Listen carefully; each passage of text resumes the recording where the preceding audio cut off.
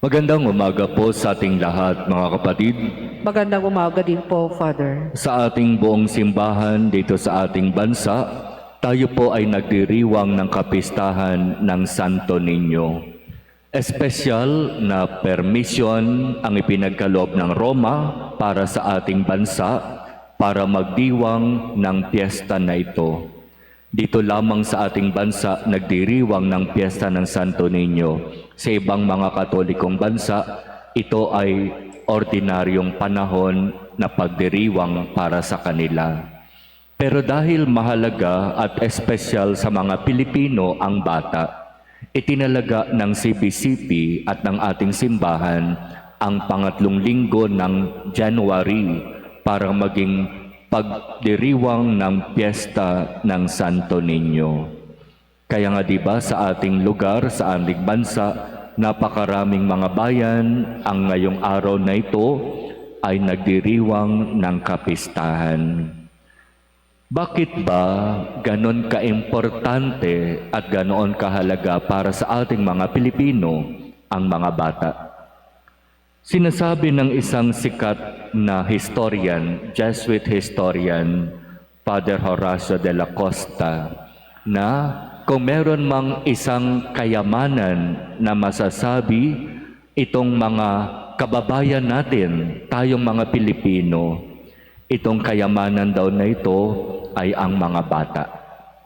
Napakaraming mga bata sa ating bansa. Kahit saan ka magpunta, talagang bata ang makikita mo. Ibang-iba sa mga bansa sa Europa, di ba? Kapag mamamasal kayo doon, magtataka kayo at mapapansin agad ninyo ang malaking pagkakaiba.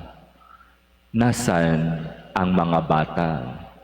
Halos wala kang makikitang bata na naglalaro sa kalye, halos walang bata sa mga mall, sa mga simbahan, halos napakakaunti.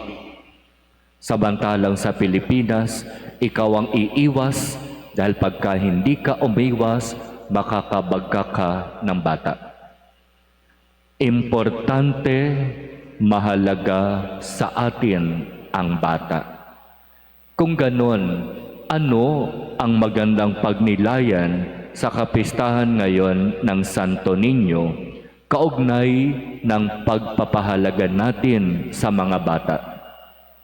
Sa ating pambungad na panalangin, sinasabi doon, ang pagsunod natin sa mga bata ay napaka-importante. Sapagkat sa pagsunod sa bata, nangangailangan ito ng kababaang loob. Hindi biro ang sumunod sa isang bata. Di ba kapag tayo ay nasa isang opisina at mayroong bagong ia-appoint na mamumuno sa atin at ito'y bata, ano agad yung nasa isip natin? Bakit ako susunod dyan? Mas matanda ako dyan. Bakit ako susunod yan? Mas matagal na akong nagtatrabaho dito kaysa dyan. So napakahirap minsan ibaba yung tinatawag na pride. Bakit ako susunod dyan? Di hamak naman na mas magaling ako dyan. Bakit ako susunod dyan? Mas marami akong alam dyan. Bakit ako susunod yan? Wala namang karanasan yan. Kung minsan, inilalagay tayo ng Diyos sa sitwasyon na inihaharap sa atin ang isang bata, ang isang tao na para bang mas maliit kaysa sa atin para subukin tayo hanggang saan tayo kayang sumunod. Hanggang saan natin kayang sundin ang kalooban ng Diyos. Kapag ba mas bata yung iniharap sa atin, magre-rebelde na tayo. Kapag ba mas bata yung iniharap sa atin, hindi na ba tayo susunod at magmamalaki na tayo. Mga kapatid, sa kapistahan ng Santo Niño, Batang Jesus ang inihaharap sa atin ng Diyos.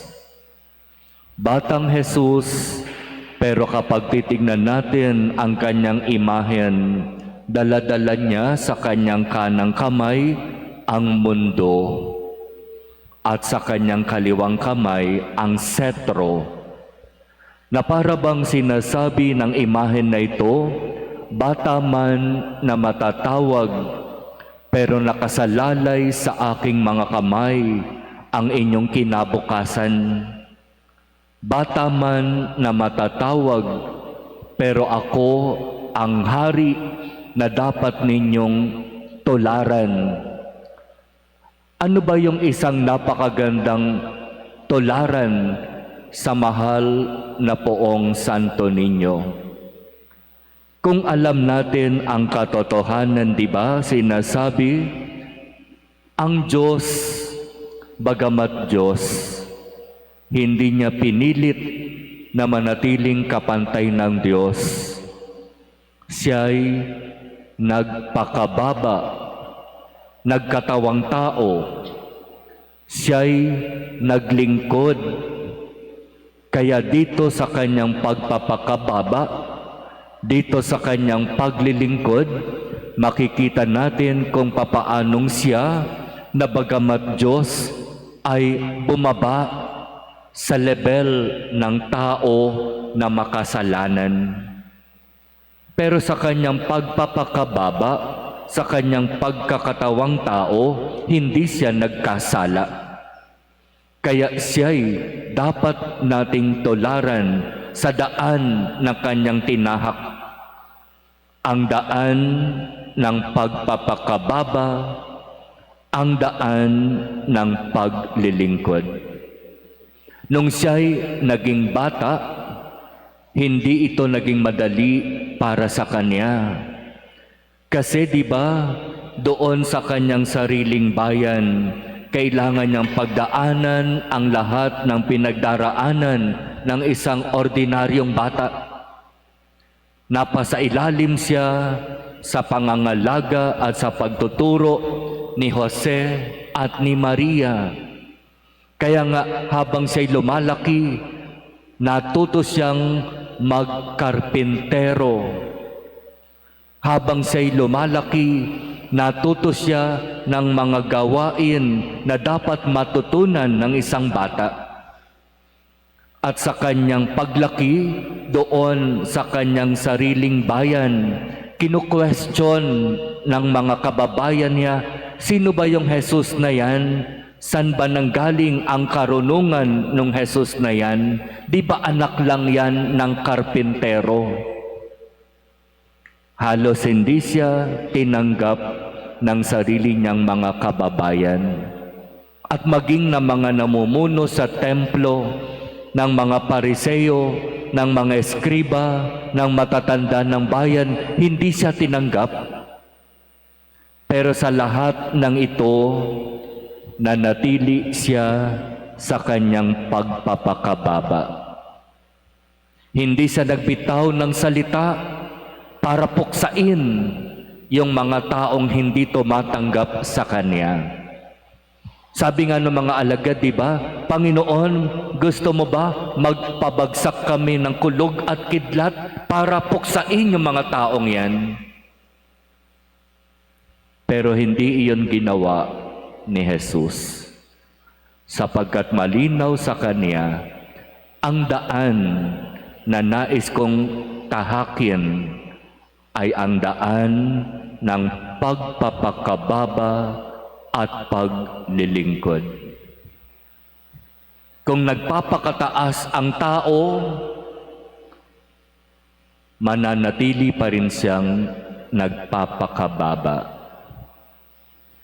Kung itataas ng tao ang kanyang pride at mananatili siyang nagmamalaki at nagmamayabang, si Jesus na Diyos at Hari patuloy na magpapakababa. Kaya hindi talaga magtatagpo ang tao na nagmamataas at ang Diyos na nagpapakababa. Kung gusto nating matagpuan ang Diyos, kailangan tayong bumaba.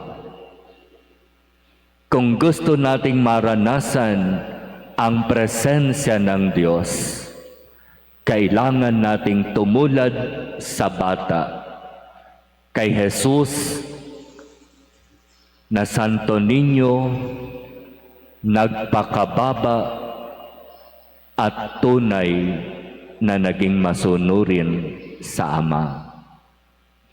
Kaya iyan mga kapatid, ang napakagandang pagnilayan at balik-balikan sa ating pagdiriwang ng kapistahan ng Santo Niño. Ang Diyos ay nagpakababa. Ang Diyos ay naglingkod. Bakit patuloy kang nagpapakataas? Bakit patuloy na inaalagaan mo ang iyong pride? Bakit ba ayaw mong bumaba?